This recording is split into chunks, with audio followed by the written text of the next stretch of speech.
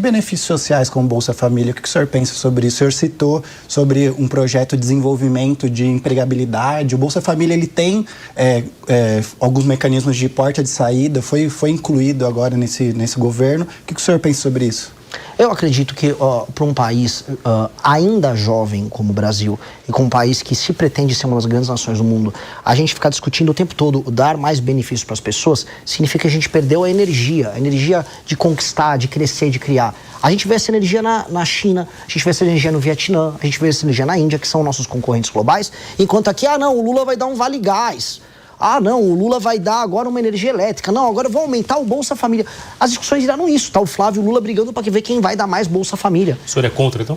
Eu sou contra a ideia de que um país como o Brasil tenha que basear isso no seu crescimento econômico e nas suas políticas sociais. A melhor política social não é só o emprego, é o aumento da renda e a capacidade de compra do brasileiro. E aí regiões inteiras do Brasil, que hoje são economicamente inviáveis, eu digo uma, também não vou fazer populismo, vou pro Maranhão. O Maranhão é uma inviabilidade estadual.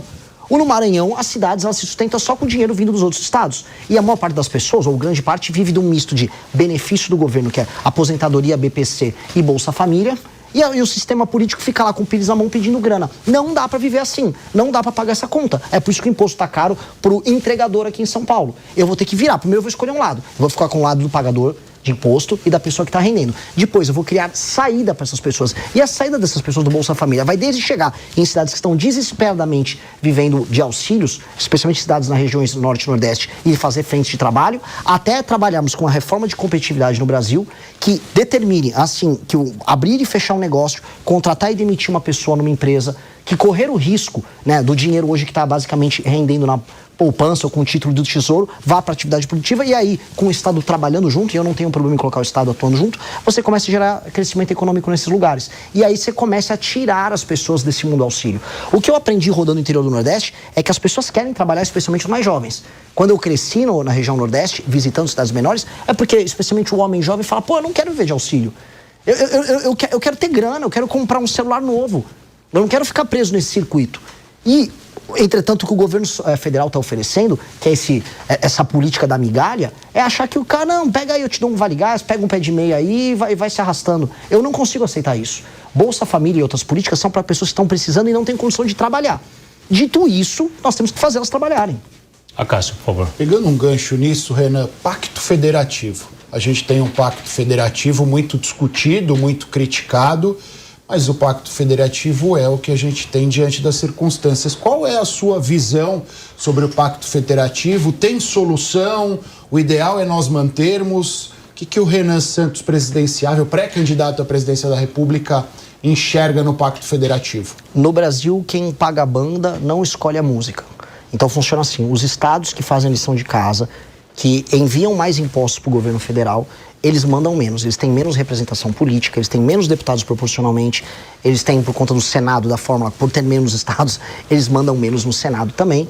E aí quem define como o dinheiro é gasto no Brasil são os estados que não mandam os impostos. Portanto, um deputado do Maranhão, um deputado do Amapá, um deputado do Piauí, eles mandam muito mais do que um deputado do Paraná, um deputado de São Paulo, um deputado de Minas. Isto é essencialmente injusto, porque aí você cria uma classe política parasitária nesses estados que rouba, vamos ser bem sinceros, o dinheiro dos outros lugares, não melhora a vida das pessoas que estão lá, porque o lance do Pacto Federativo vai muito dinheiro, por exemplo, estou citando muito Maranhão, mas vai muito dinheiro para o Maranhão. Agora, melhorou a vida no Maranhão? As pessoas estão migrando para o Maranhão? Não estão. Então, se nada disso está acontecendo, para que serve o Pacto Federativo? No fundo, o Pacto Federativo é apenas um sistema de distribuição de dinheiro das pessoas que trabalham para político corrupto no Norte e no Nordeste. Eu vou mexer nisso. E como a gente tem que mexer? Fundir os municípios. 2, criar nossa reforma administrativa, que é a Lei de Responsabilidade Gerencial, que impõe uma política de metas para os prefeitos desses municípios maiores que serão criados. Se ele não bate a meta, ele não recebe emenda e o político fica inelegível.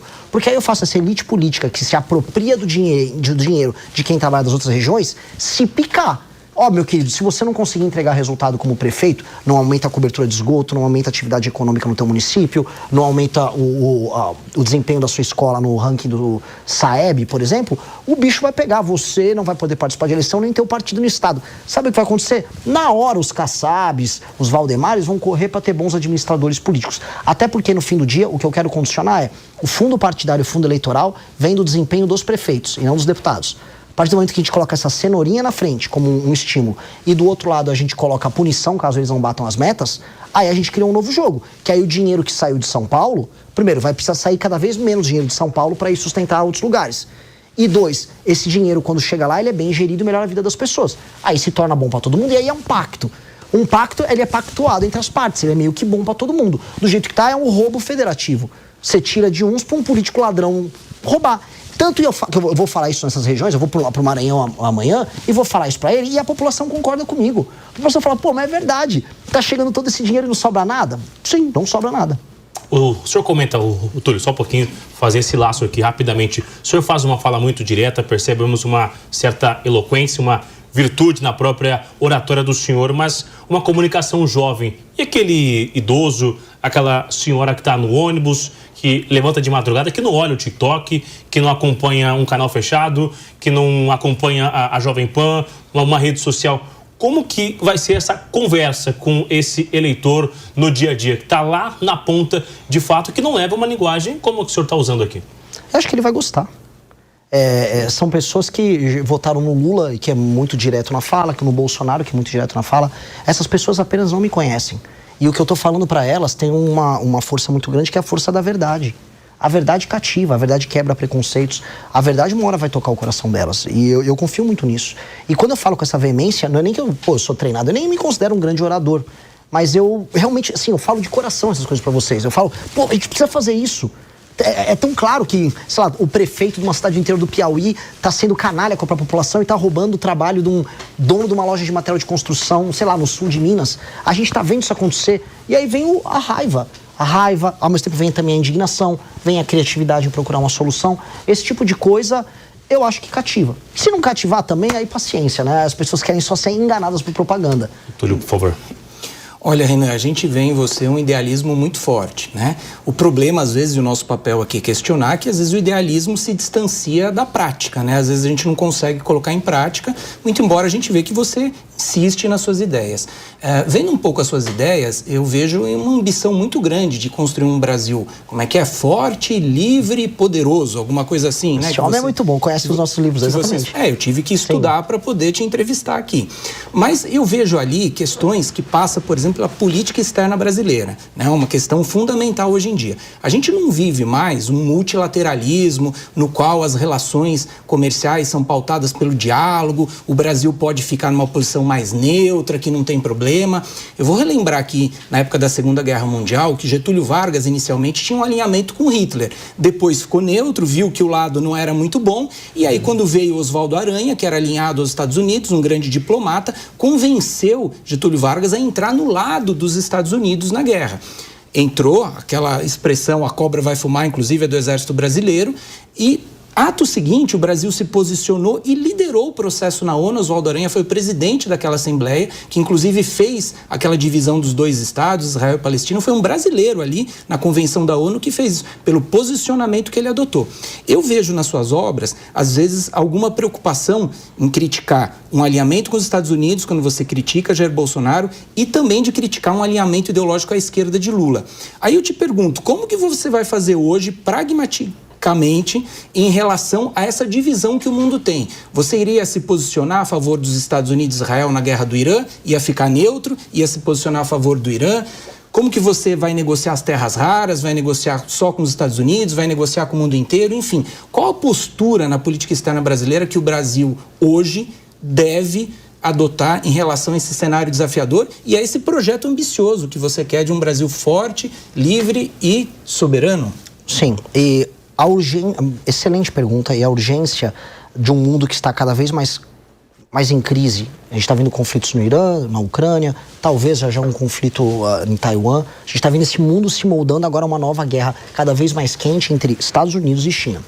O mundo do pacto pós-45, pós-Segunda Guerra Mundial, é um mundo que está acabando. E nesse mundo o Brasil é muito fraquinho. Porque o Brasil se garantia nesse mundo multilateral, o mundo das organizações internacionais, baseado na ideia de que os Estados Unidos iam garantir a ordem liberal internacional, que os contratos iam ser respeitados, que um país não ia ser invadido pelo outro. Pois bem, isso está mudando e está mudando muito rápido. E nós estamos vendo, inclusive, os Estados Unidos, que era o antigo garantidor, falando, eu quero a Groenlândia para mim, me dá o Panamá. invadiram e derrubaram de maneira correta o governo da Venezuela, mas é um vizinho. Quando a gente começa a olhar, a gente fala, olha, esse mundo está muito quente, esse mundo está começando a ficar complicado e nós não temos condições de defender o nosso território. Eu preciso lembrar uma coisa para vocês. Das nações com grande território, grande população e grande economia, e isso vai incluir a União Europeia no meio, nós temos aqui 6. Brasil, Índia, China, Estados Unidos, Rússia e União Europeia. Dessas 6 nações, e eu vou incluir a União Europeia como um conglomerado aqui, o único que não tem armas nucleares é o Brasil. O Brasil tem terras raras, o Brasil tem energia muito abundante, muito disponível e mais. Energia vai ser base para o crescimento econômico no mundo baseado em data centers nos próximos anos. Ou seja, o Brasil tem algo a oferecer para o mundo, mas o Brasil não tem como defender esse algo. Nem a própria água potável que a gente tem abundante aqui. Então, quando eu olho isso, o Brasil precisa resolver primeiro as suas próprias fraquezas, que são fraquezas fiscais, ou seja, fraquezas orçamentárias que impedem que a gente invista em infraestrutura, invista em tecnologia, que invista inclusive em tecnologia bélica, que ele possa se armar para ter um poder não de invasão, mas de dissuasão. E aí ele se recoloca no jogo. A gente não consegue imaginar que o Brasil vai conseguir se posicionar bem nesse jogo internacional, porque a posição atual do Brasil é humilhante. O Brasil não tem condição de brigar e defender seus interesses contra Estados Unidos e China num momento tenso como hoje. O Brasil fica fazendo uma dança meio ridícula. Ele tem que exportar os nossos commodities agrícolas para a China, ao mesmo tempo que os Estados Unidos falam, agora eu mando no continente, você vai ter que se realinhar aqui. E aí a gente está vendo isso acontecer. Isso vai acontecer seja o Lula, seja o Flávio, ou seja o Jair, ou qualquer um. Como se reposiciona? Ficando novamente forte. Para ficar forte, novamente, você tem que resolver a questão fiscal, as contas públicas, se tornar competitivo do ponto de vista econômico, retomar o território, investir em tecnologia, investir nas suas próprias forças armadas, saber utilizar suas vantagens comparativas como energia, terra rara, trazer através das parcerias os Estados Unidos ou qualquer outra nação para produzir semicondutor com terra rara aqui, compartilhando tecnologia com a gente, para ser um parceiro forte que os outros não possam abdicar. E aí, com base nisso, se recolocar como potência, que é o que a gente propõe no Livro Amarelo. Primeiro uma potência regional na América do Sul, depois uma potência para o Sul global. E aí, pessoal? Sou o âncora do Pixel Jornal. Não esquece, deixa o like, se inscreve aí e compartilha muito esses vídeos para fortalecer o nosso movimento e ajudar o homem. O futuro é glorioso. Não, mas essas ideias que são corretas, elas são a médio e longo prazo, essa reestruturação do Brasil. E a curto prazo, o Donald Trump não vai ter paciência. Ele vai querer um posicionamento do Brasil. O Brasil vai negociar comigo agora terras raras? O Brasil vai apoiar ou não o conflito, que ele chama de conflito, que é guerra no Irã, né? Qual seria o seu posicionamento para agora? Porque aí seria mais um posicionamento diplomático. É bem verdade que o Brasil precisa se reestruturar para se posicionar no cenário internacional com força. Até aí nós concordamos. Sim. Mas como atuar agora no meio desse confronto diplomático? Qual a posição que o Brasil deveria adotar nesse momento? As posições, as cartinhas do Lula são bem feitas, são corretas? Não, assim, uma das coisas que o Brasil definitivamente precisa parar de fazer é se comportar como o poodle da China no cenário internacional, que é o que ele está fazendo com o governo Lula. Boa parte do problema com os Estados Unidos são as posições subalternas que o Brasil desenvolve. Tanto foi na questão do Irã, quanto na questão de Israel, antes na questão da Ucrânia. E se pintar mais algum conflito que seja do interesse, por exemplo, ou da China ou da Rússia, com o governo Lula, o Brasil vai se comportar de uma maneira que vai gerar incidentes diplomáticos dos Estados Unidos. Esse alinhamento automático com a China a gente não vai ter. Com certeza, um governo nosso não pode ter. Isso abre espaço para uma relação melhor com os próprios Estados Unidos da América. Essa relação, porém, não pode ser de sujeição, de submissão. Os Estados Unidos claramente estão interessados nas terras raras do Brasil. O Brasil tem essas reservas. Só que em quais termos isso vai acontecer? Eu vi o Flávio Bolsonaro indo para lá falando, olha, nossas terras raras podem ser úteis para você. Mas como elas serão úteis para a gente? A indústria de semicondutor fica aqui ou fica lá? Haverá compartilhamento de tecnologia? Haverá sociedade com empresas brasileiras? Os Estados Unidos, eles falam muito assim, vocês têm que tirar a China da América do Sul. Tem? Agora sim, a China compra todas as nossas commodities. A China também está querendo investir em infraestrutura no Brasil. Os Estados Unidos querem botar dinheiro no Brasil? Ou a parceria deles é só no susto, é só no medo? A gente tem que se reposicionar no jogo. E a primeira coisa é sair desse alinhamento automático que tem na China, que aí permite que a gente volte a negociar no campo de batalha.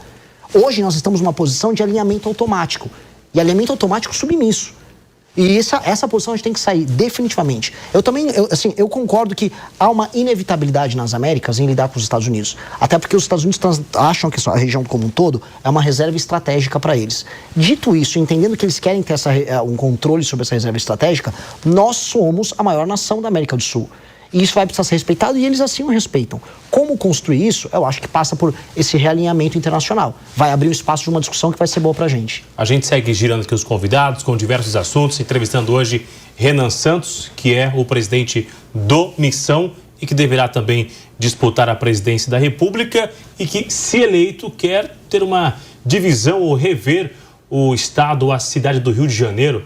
Que história é essa que o senhor quer fazer com o Rio de Janeiro? A gente quer voltar com o velho estado da Guanabara, que foi extinto de maneira inclusive inconstitucional, mas trazer o conceito de uma cidade autônoma, né? Uma ideia de cidade-estado, como existem, não estou inventando a roda, como existe na Argentina com Buenos Aires, como tem com Hong Kong, como tem com Pequim, como tem com Xangai, a ideia de uma cidade que se auto-administra, que seus recursos ficam lá, com uma zona econômica especial voltado para a área de turismo, para a área de tecnologia e para a área de produção de conteúdos, seja cinemáticos, na parte de arte e festivais e espetáculos, que torna a vocação carioca em ser uma cidade que abre as portas do Brasil para o mundo, sendo funcional. Hoje, a cidade do Rio de Janeiro, um dos grandes problemas dela é que ela é administrada por uma elite política da Baixada do interior, altamente corrupta, que não usa as potencialidades da cidade.